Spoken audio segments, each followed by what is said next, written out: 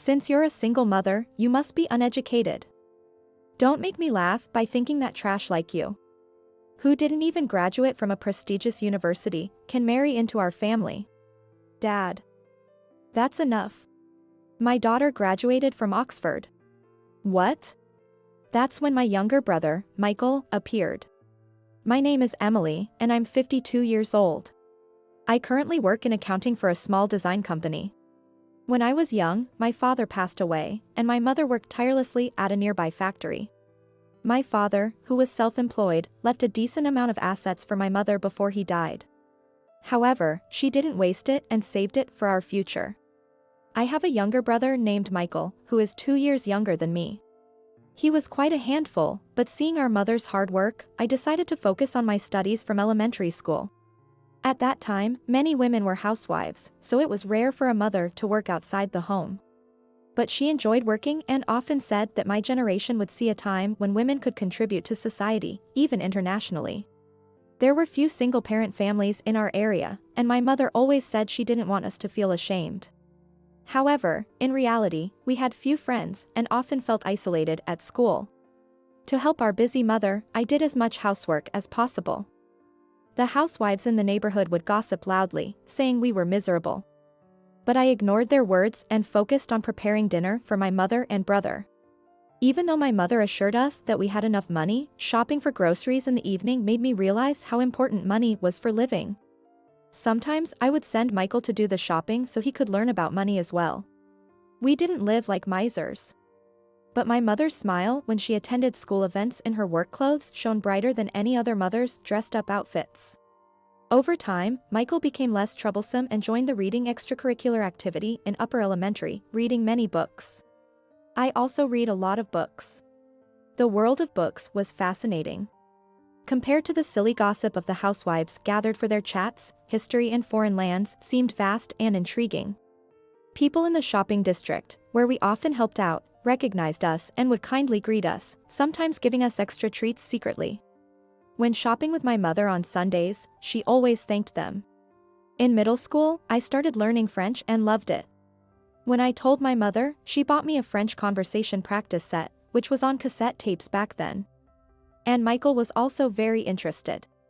Since we were from a single-parent household, we often heard other kids' parents would get angry if they played with us. So we didn't have many friends. Instead, we stayed close as siblings. We didn't know our mother had my father's inheritance until we were older, and we lived modestly, often thought of as poor by our neighbors. My mother did physically demanding work and would come home covered in dirt, so I always made sure she could take a bath as soon as she got home. And I cooked dinner with Michael without joining any extracurricular activities.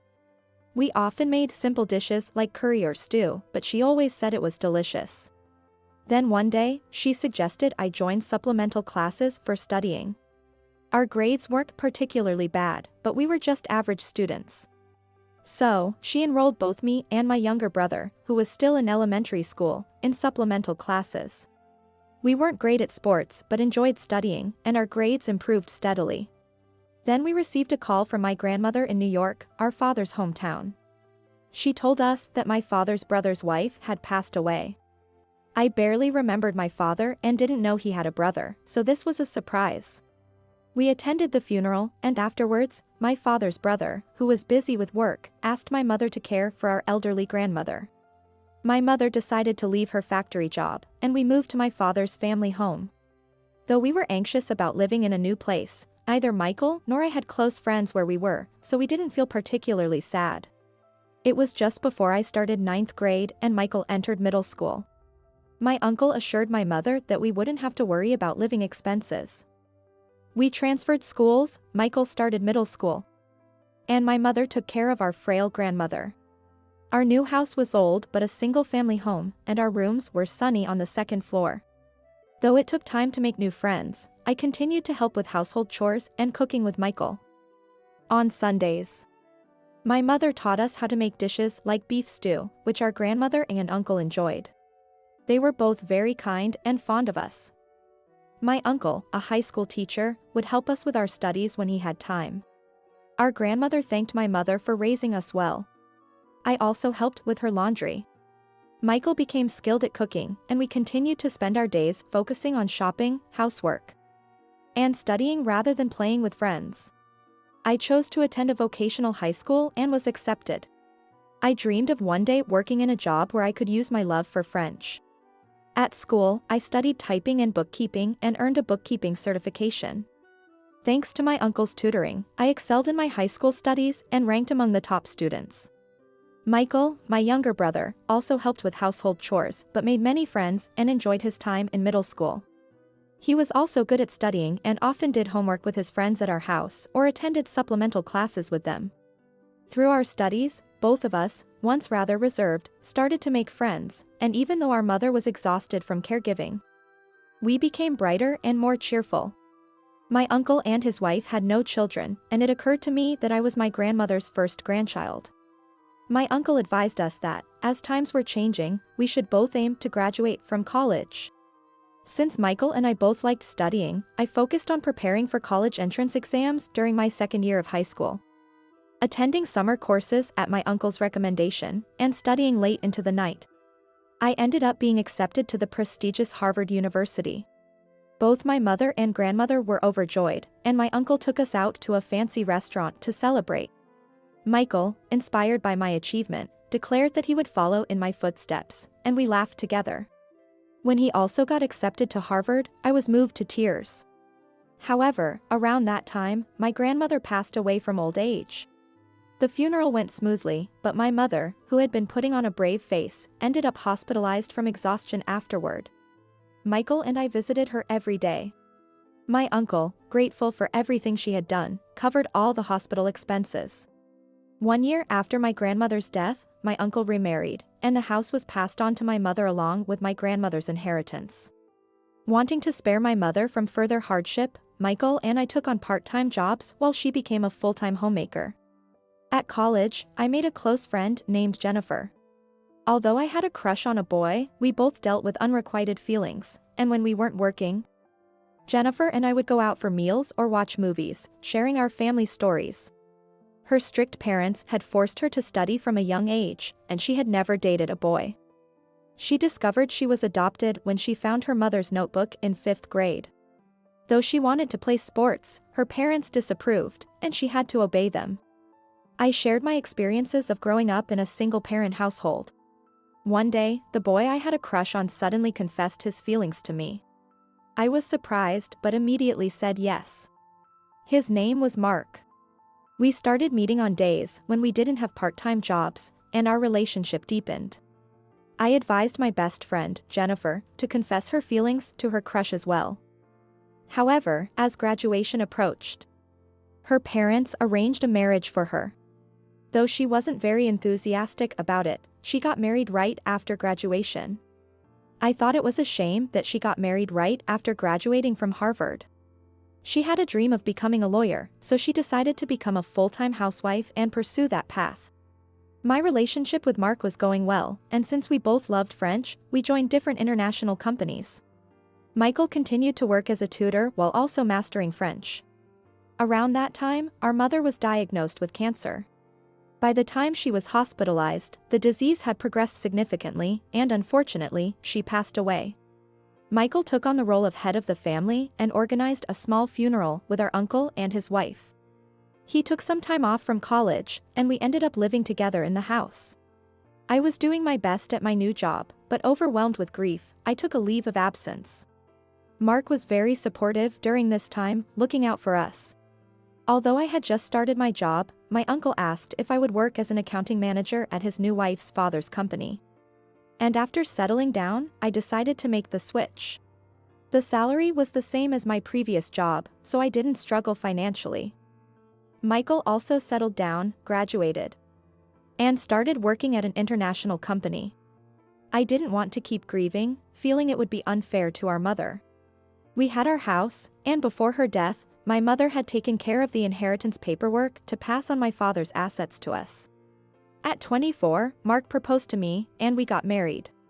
He had also lost his parents and grown up in an orphanage. We had a small wedding in Hawaii. We rented an apartment and I moved out of the house where we had lived for so long. Michael also moved closer to his company, and we decided to turn the inherited house into a parking lot with our uncle's help. So, my brother and I split the passive income from our inheritance. Michael worked diligently and even started his own advertising company. My husband had frequent overseas assignments, so I continued my accounting job while studying for my CPA certification at night. Though I didn't use much of my French skills, I was grateful for my uncle's support. And I thought getting a CPA certification would also benefit his wife's company. Michael had many friends since middle school, while I managed to make a few friends, but I struggled with communication. Quitting my job at the international company might have been a good decision. Michael was the opposite of me and had great communication skills. I wanted children, but my husband was busy, and it was difficult for us to conceive. During that time, Michael met someone and got married. He was blessed with a very cute daughter named Lily. She was my niece, and I celebrated with them and got to hold her just once. Michael bought a house and lived happily with his family. His mother-in-law lived nearby and helped with childcare, which allowed me to focus on obtaining my CPA certification and handling the company's accounting, including the year-end financials. My uncle was pleased with my achievements. I didn't plan to start my own CPA practice. Michael's wife handled the accounting for his company, and I only helped with the year-end financials. However, it provided some extra income, and when my husband returned from overseas, we enjoyed dining out and spending time together. Michael's advertising company grew steadily, hiring more employees and staying busy. Around this time, I found out I was pregnant and gave birth to a lovely daughter named Mia. My husband was overjoyed and even shed tears of happiness. Mia grew up healthy and strong. I continued to handle the year-end financials for both Michael's company and the company I had worked for, while managing my household. Mia was quite attached to me and struggled to fit in at her kindergarten. She resembled me in that she was shy around others. I enrolled her in a private kindergarten. During her kindergarten years, she enjoyed the picture books I read to her, including the French ones I bought. Though I had no intention of pushing her into a rigorous education, she was always curious and loved books, just like me. I sometimes spoke French with Mia, and she picked it up quickly. Even in elementary school, she excelled in all subjects, including language arts and math, achieving perfect scores. She struggled with physical education, just like I did. By the 3rd grade, Mia had mastered French conversation. When I had her take an IQ test out of curiosity, she scored an impressive 180. Despite this, she found conversations with her peers boring and preferred reading books at home after school. She found schoolwork dull. So I bought her middle school level textbooks, which she eagerly devoured. I struggled to get into Harvard, but I thought she might be able to do it too. Then, my husband mentioned he had a business trip to France and said we could join him for 2 weeks. Mia was on summer vacation. And although it was my first time traveling abroad, he handled all the arrangements, and we spent 2 weeks in France. He conversed fluently in business French. I had also studied business French, but it felt nostalgic and quite different from conversational French. Mia quickly noticed the difference and curiously asked me many questions. We had a family dinner with one of my husband's clients, and I joined in the conversation a bit. Mia participated too, and the client was very fond of her, which helped seal the business deal. My husband was delighted and, upon returning to the company, was promoted to manager at the young age of 32. However, when Mia was in the 6th grade, he tragically died in a car accident at the age of 35. Mia, like me, became a daughter in a single-parent family. His company colleagues attended the funeral in large numbers. Mia lost her beloved father and withdrew emotionally for a while. I felt the same way. I was so distraught that I couldn't eat or sleep, even though I knew I needed to be strong for Mia. Michael, concerned for us, brought me to a psychiatrist, and his wife was very supportive. Slowly, after some time, I began to eat and sleep better. Michael suggested we move closer to him, so I rented an apartment nearby. Living in our old home felt as if my husband would walk through the door at any moment. We took only our most precious belongings, including our wedding photos and Mia's albums, and returned the keys to our longtime home. Michael's daughter, Lily, and Mia, though 3 years apart, became close like sisters, helping Mia gradually regain her spirit. When Mia started middle school, I began working as an accountant for Michael's subsidiary. It was a small advertising company, but of course, I could handle the year-end financials. I arranged to work part-time until 3 p.m. to avoid leaving Mia feeling lonely. I remembered the typing skills I learned in school, so using a computer was easy for me. I bought Mia a computer and only had to teach her once. She quickly learned and happily started exploring the internet. Michael had friends from our time working at international companies who now lived in England, and his daughter Lily went to high school there. Mia missed Lily, who was like a sister to her, but they stayed connected through the internet and often talked on Skype. She was learning various languages, and even in middle school, she remained curious and found schoolwork boring. Without much studying, she excelled in all subjects except for physical education. I often reminisced about my student days with Michael, working hard to achieve our goals. The era of flip phones ended, giving way to the age of smartphones. During summer vacation, Mia spent a lot of time on her computer, showing great interest in different cultures and design. She occasionally visited my company, offering design ideas that Michael quickly adopted. Since her French was already excellent, I suggested she master business French. She started learning it online and enjoyed it, remembering how interesting her father's French was. She mastered it at an impressive speed. During a Skype call, Lily suggested, "Why don't you come to high school here? It's really fun." Mia replied, "Really? I'll talk to my mom about it," and was invited to study in England. I fully supported the idea. Michael also encouraged her, knowing she would be safe with Lily, and she went to high school in England. I sometimes had Skype calls with Mia and Lily, the three of us chatting together. Mia was lively and cheerful, which reassured me. I began working full-time at Michael's subsidiary, and Mia would send us videos and pictures of her life and designs from England. Her grades were excellent, and she was accepted into the prestigious Oxford University. I was astonished. With the ability to connect to the internet from anywhere in the world, I never felt lonely. Lily later got a job in England, married internationally, and returned home once with her husband and adorable daughter. Michael and his wife, Lily, and her husband, Mia, and I went on a nearby trip together. Michael looked happy holding his blonde-haired, blue-eyed first grandchild. Lily's husband enjoyed the trip, and the four of them returned to England. Mia stayed with Lily's family and, after graduating from university, returned home. "Are you not going to work for an international company?" I asked.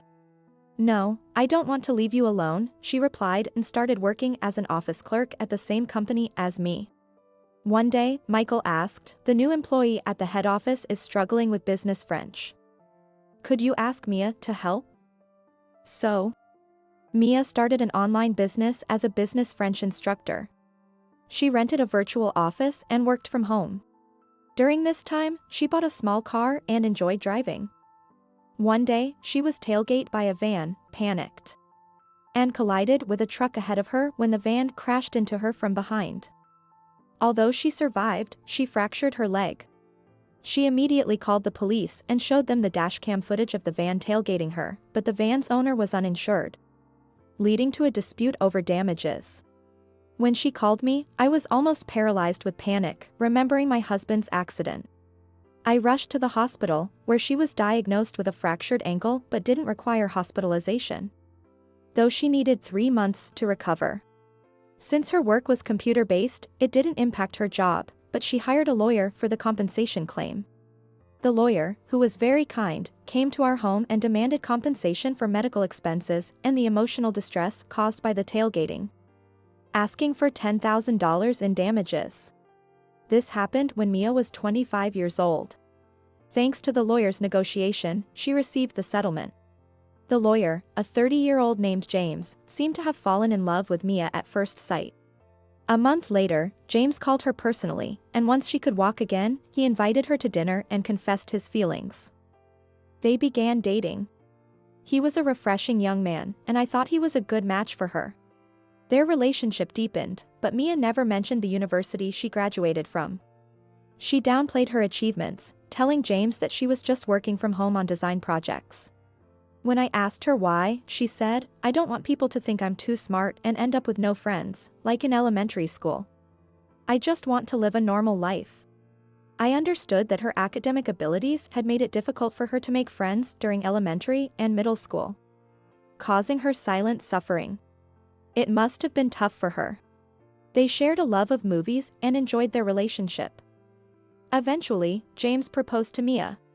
They started visiting each other's homes more frequently, but James's father disapproved of Mia because she came from a single-parent household.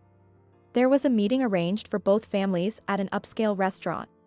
James's father said, "Since you come from a single-parent household, you must be uneducated. It's laughable to think someone who didn't graduate from a prestigious university could marry into our family." Dad. Enough already. I received the business card from him and realized he was the legal advisor for my brother's company. James's mother remained silent. Our entire family is composed of lawyers. Having a daughter-in-law without an education is a disgrace. This is our marriage. Enough already. We stayed silent for a while, but then Mia suddenly spoke up, "Isn't the job of a lawyer to help those in need? What does family background or education have to do with that? What did you say, you little girl?" She had learned to speak her mind during her long stay in England. There was a prolonged silence, and Mia stared at the business card. "Excuse us for a moment." I said that and then stepped out with Mia. I suggested that she reveal her academic background, but she was clearly angry. I called my brother for advice, and he said he was nearby and would come right away. I wanted Mia to be happy. "Mom, Michael is going to be furious." "Yes. I'll tell him first. If you think that's best, go ahead." She agreed, and we returned to our seats. "I'm sorry for the interruption. So, if my daughter doesn't have an education, you'll break off the engagement?" "Of course. And on top of that, she's from a single-parent household. She didn't finish high school in the US, that's true. But she graduated from Oxford." "What? What? What?" As I said that, silence fell again. Just then, my brother entered the room. "Excuse me." "Oh, Mr. Anderson." "Robert, I was also raised by a single mother. Is there a problem with that? I never thought you were this kind of person. Mia is my beloved niece. And her mother is my sister. Both of us graduated from Harvard despite our single-parent upbringing. I can't accept that you value academic background and family environment so highly." "Our business relationship is over," Michael declared. "Mr. Anderson, please." "I'm truly sorry." He apologized deeply, but my brother did not forgive him. "Dad, isn't marriage supposed to be a personal choice? There's no law against it. I'm fed up with you. I'm cutting ties," James declared. His father looked defeated by James's words. My brother excused himself and left the room.